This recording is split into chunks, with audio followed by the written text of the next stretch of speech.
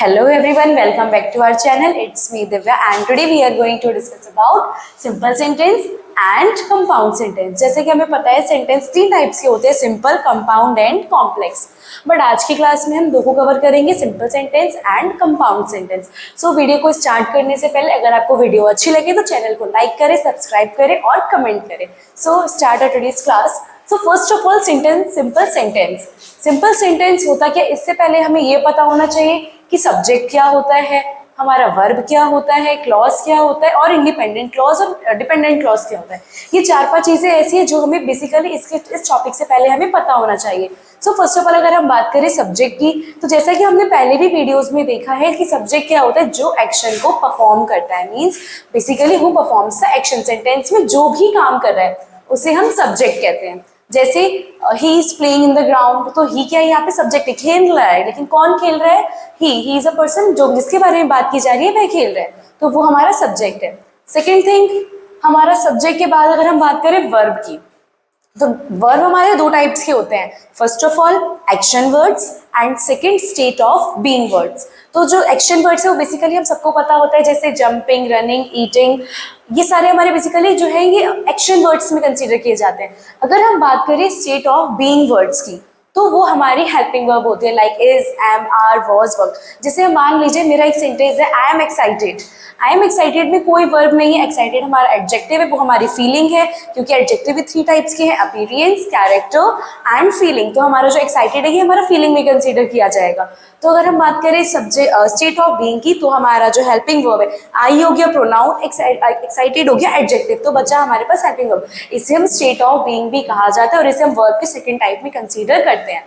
तो ये basically subject और वर्ब हो गया. अगर हम बात करें क्लॉज की, कि क्लॉज क्या होता है, जो क्लॉज होता है basically a subject and a verb. जिस सेंटेंस में एक सब्जेक्ट हो और एक वर्ब हो उसे हम क्लॉज कहते हैं. जैसे ही ड्रिंक्स वाटर, एक सब्जेक्ट है और एक वर्ब है, तो इसे हम क्लॉज कहते हैं. उसके बाद हमारा जो क्लॉज है ये दो टाइप का होता है, dependent clause and independent clause. Independent clause क्या होता है, a group of words that can stand alone as a complete sentence. Means जिस सेंटेंस में एक सब्जेक्ट हो, एक वर्ब हो और उस सेंटेंस की अपनी खुद की मीनिंग हो, वो किसी और के ऊपर डिपेंड ना हो. मैंने कहा I want to go to my school, तो ये मैंने कहा सेंटेंस, इसमें मेरा एक सब्जेक्ट भी है, मेरा वर्ब भी है. तो मुझे ये ध्यान रखना है, एक सब्जेक्ट है, एक वर्ब है, लेकिन हमारा जो सेंटेंस है उसकी अपनी खुद की मीनिंग होनी चाहिए. उसे हम इंडिपेंडेंट क्लॉज कहते हैं, कि मेरे सेंटेंस की अपनी मीनिंग है, ये किसी और के ऊपर डिपेंड नहीं करता है. जो सिंपल सेंटेंस होता है इसमें एक इंडिपेंडेंट क्लॉज होता है. यहाँ पे बेसिकली बताया, मैंने आपको बताया था इंडिपेंडेंट क्लॉज क्या होता है, जिसकी खुद की मीनिंग होती है. तो एक ऐसा सेंटेंस जिसकी खुद की मीनिंग हो, एक ही होना चाहिए. सेकेंड, एक सब्जेक्ट हो और एक वर्ब हो, एक ही सब्जेक्ट होना चाहिए और एक ही वर्ब होना चाहिए. उसके बाद एक्सप्रेस कंप्लीट थॉट, जो मेरा सेंटेंस है उसकी प्रॉपर मीनिंग होनी चाहिए. वो ऐसा नहीं कि इनकम्प्लीट है कि किसी और पर वो डिपेंड करे. No, it should be its own meaning. Not contain any dependent clause, और इसमें कोई भी डिपेंडेंट क्लॉज नहीं होता. आफ्टर दैट ये हम लोगों ने, मैंने आपको बता दिया इंडिपेंडेंट क्लॉज क्या होता है. अगर हम बात करें एग्जाम्पल की, तो एग्जाम्पल क्या, he studies for the exam.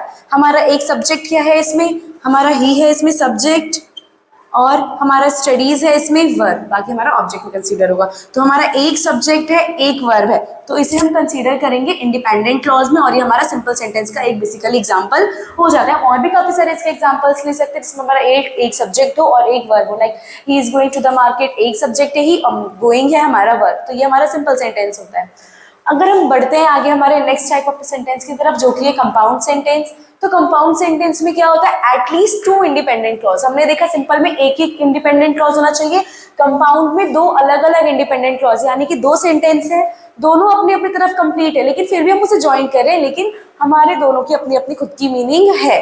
उसके बाद join by comma, conjunction and semicolon. या तो आपका कॉमा हो, कंजंक्शन वर्ड्स हमें पता है एंड, फॉर, बट, ये वाले, और हमारा या तो उसमें सेमीकोलन का यूज किया गया हो, तभी हमारा जो, अगर हम बात करें कंपाउंड सेंटेंस, तभी हम उसकी हेल्प से उसे ऐड कर सकते हैं. दो सेंटेंस है, उन दोनों को ऐड करना है, तो हम इन वर्ड्स की हेल्प से ऐड कर सकते हैं. हमारी इसके लिए एक बेसिकली ट्रिक भी है फैन बॉयज की, जिसमें एफ का मतलब होता है फॉर, ए का एंड, एन का नॉर, बी का बट, ओ का और, वाई का येट एंड एस का सो. ये हमारे कुछ वर्ड्स हैं जो हमारे फैन बॉयज यानी जो कंपाउंड सेंटेंस में हमारी हेल्प करते हैं. कंपाउंड सेंटेंस इन्हीं वर्ड्स की हेल्प से ज्वाइन किया जा सकता है, या तो कॉमा की वजह से, कॉमा की हेल्प से एंड सेमीकोलन की हेल्प से.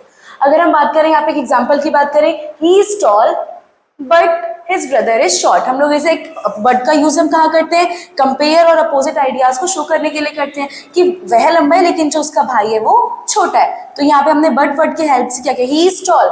ही इज टॉल इसकी खुद की मीनिंग है कि हाँ वो लंबा है। Second, his brother is short, उसका भाई छोटा है। तो इन दो सेंटेंस है, एक हो गया he is tall and the second one is his brother is short. बस हमने क्या किया, इन दो सेंटेंस को आपस में ऐड करा। किसकी हेल्प से ऐड करा, कंजंक्शन में फैन बॉयज की हेल्प से।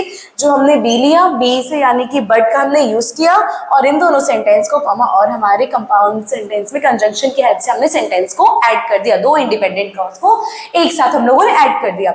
It was all about it. The example is he is tall but his brother is short. And की बात करी जाए, सेंटेंस में जब हमें कोई एक्स्ट्रा बात ऐड करनी होती है, इन एडिशन हम एंड का यूज करते हैं। फॉर का हमको हमें कोई रीजन देना है, ठीक है, जो भी हमारे पास रीजन है उसके लिए यूज करते हैं। नॉर का अगर कोई हमें नेगेटिव बात बतानी है, बट का मैंने आपको बताया कंपेयर करने के लिए।